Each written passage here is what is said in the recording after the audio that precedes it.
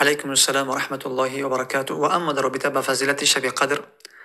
البته برای فضیلت شب قدر میقدر کفایت میکرد که الله عز وجل یک سوره برای عظمت و بزرگی شب قدر الله عز وجل نازل کردن، چون که الله عز وجل میفرماید انا انزلناه فی لیلة القدر، همان ما نازل کردیم قرآن را در شب قدر، یعنی ابتدا نزول قرآن در شب قدر بودن. و ما ادراک ما لیلة القدر، و تو چی درک میکنی و تو چی میفهمی پیامبر الله که چی از شب قدر؟ یعنی شب قدر خیلی عظیم است و شب قدر خیلی بزرگ است و فضیلت خیلی بزرگی دارد.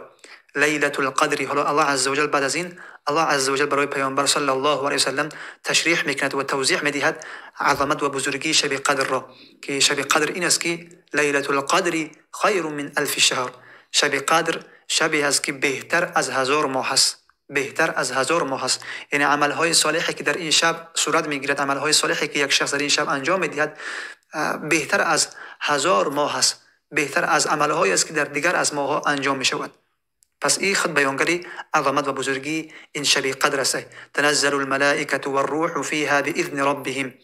که دیگر از عظمت و بزرگی این شب قدر این است که ملائک و خصوصا جبریل در این شب نزول میکند، نزول ملائکه است.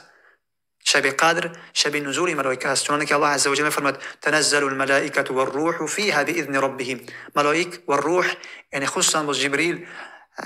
در این شب نزول میکرد به اذن ربشان، با اجازت الله عز وجل، من کل امر، برای هر امر، برای تقدیرهای رزق، مردن، تولد، هر آنچه که در طول یک سال میشود نزول میکنند، برای تقدیرهای همه مخلوقات و برای رزق و مردن و تولد هر چه که میشود که در یک سال نزول میکنند. سلام هی حتی مطلع الفجر، سلامتی از این شب از تمام آفتها و از تمام گزندگی و از تمام شر و از تمام بدی ها، سلامتی است در این شب از همون غروب آفتاب تا طلوع فجر، از غروب آفتاب تا طلوع فجر.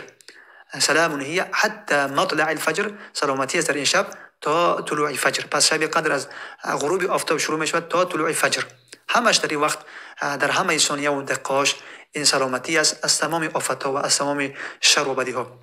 جای دیگر الله عز وجل میفرماید که ان انزلناه فی لیلة مبارکه، ما قرآن را در شب مبارک که اون شب قدر است قرآن را نازل کردیم.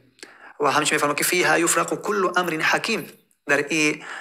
شب همه امرها چی میشوند و تفصیلی بیان میشوند، از رزق و مردن و تقدیرها همشون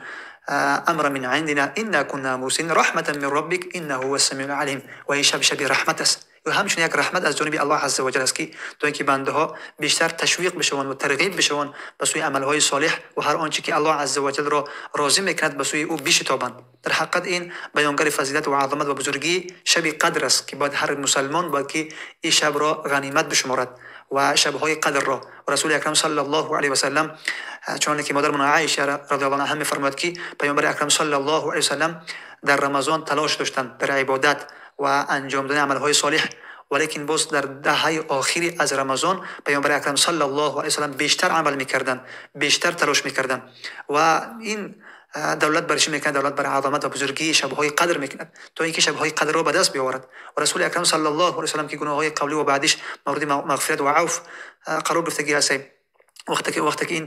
تلاش و زحمت میکشد و اجتهاد و برای انجام دادن عملهای صالح حرکت میکند، پس چرا آن شما نکنیم؟ پس من باب اولا من و شما باید که حرکت بکنیم. و رسول اکرم صلی الله علیه و سلم قدر فضیلت عظمت و جایگاه دارد و گناههای قبلی و بعدیش مورد عفو قرار گرفتگی هست، ولیکن من و شما امتی پیامبر اکرم صلی الله علیه و سلم هستیم، پس چرا من و شما باید که تلاش نکنیم؟ بلکه باید که تلاش بکنیم در این شبها تا اینکه فضیلت و عظمت بزرگی شب را دریافت بکنیم. و پیامبر اکرم صلی الله علیه و سلم می‌فرماید که من قام لیلة القدر،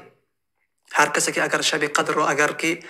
قیام کرده، هر کسی که شب قدر را قیام کرد، من قام لیلة القدر ایمان و احتسابا غفر له ما تقدم من ذنبه، یعنی هر کسی که اگر شب قدر را قیام کرد از روی ایمانداری و از روی امید اجر ثواب، غفر له ما تقدم من ذنبه، مورد مغفرت قرار میگیرد گناهاش، هر آنچه که از قبل از گناه انجام داده است. و همه این بیانگری عظمت و بزرگی این شب قدر است و در حقیقت یک رحمت از جانب الله عز وجل است و باید که هر یک مسلمان برای زنده کردن این شب تلاش بکند و یک فرصت خیلی عظیم و بزرگ است. که در دیگر